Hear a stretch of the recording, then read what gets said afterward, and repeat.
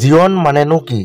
জীৱন মানে হল জ্ঞানীৰ বাবে উপহাৰ, মূৰ্খৰ বাবে প্ৰবঞ্চনা, ধনীৰ বাবে আমোদজনক খেল আৰু মধ্যবিত্ত অথবা দুখীয়াৰ বাবে কঠিন সংগ্ৰাম। ভালপোৱা মানে কাৰোবাৰ মন জয় কৰি নিজৰ কৰি লোৱাটোক নুবুজায়।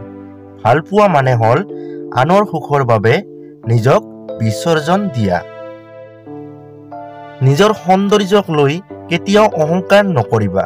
প্ৰকৃত সৌন্দৰ্যৰ তুলনাত মানুহৰ ৰূপ নিমিত্ত মাত্ৰ। পৃথিৱীৰ আটাইতকৈ সৌন্দৰ্যময় বস্তুবোৰ হাতেৰে চুব নোৱাৰি, চকুৰে দেখিব নোৱাৰি, কেৱল অনুভৱহে কৰিব পাৰি। এইবোৰ হ'ল মৰম, ভালপোৱা, দয়া, কৰোণা, আন্তৰিকতা আদি। জীৱনটো গঢ়ি তুলিবলৈ হ'লে নোপোৱাবোৰ পাবলৈ কৰা অপেক্ষা ত্যাগ কৰা ভাল, আৰু নতুন কিবা পাবলৈ চেষ্টা কৰি তাৰহে অপেক্ষা কৰা উচিত।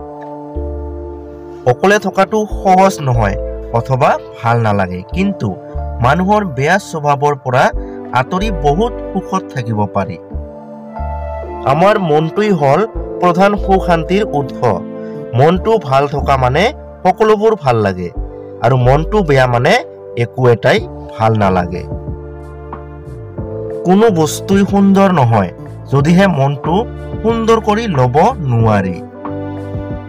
এই পৃথিৱীত যিজনক বেছি ভাল পোৱা হয় তাকেই সবতকৈ ধুনীয়া বুলি মনটোই মানি লয়।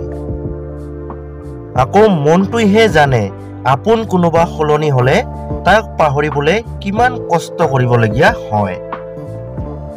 কিবা এটা বিচাৰিলে নোপোৱা পৰ্যন্ত অজস্ৰ আদৰ ভালপোৱা থাকে, কিন্তু পোৱাৰ পিছতেই সলনি হৈ যায় মানুহৰ মন। সমাজ এনেকুৱা এখন মঞ্চ য'ত ব্যৰ্থ হলে চবেই হাঁহে আৰু সফল হলে হিংসা কৰে। জীৱনত কষ্ট পালে নিজক দোষী ভবা উচিত নহয়, কিয়নো কষ্টই বেয়া সময়বোৰ সহ্য কৰাৰ অভ্যাস গঢ়ি তোলে।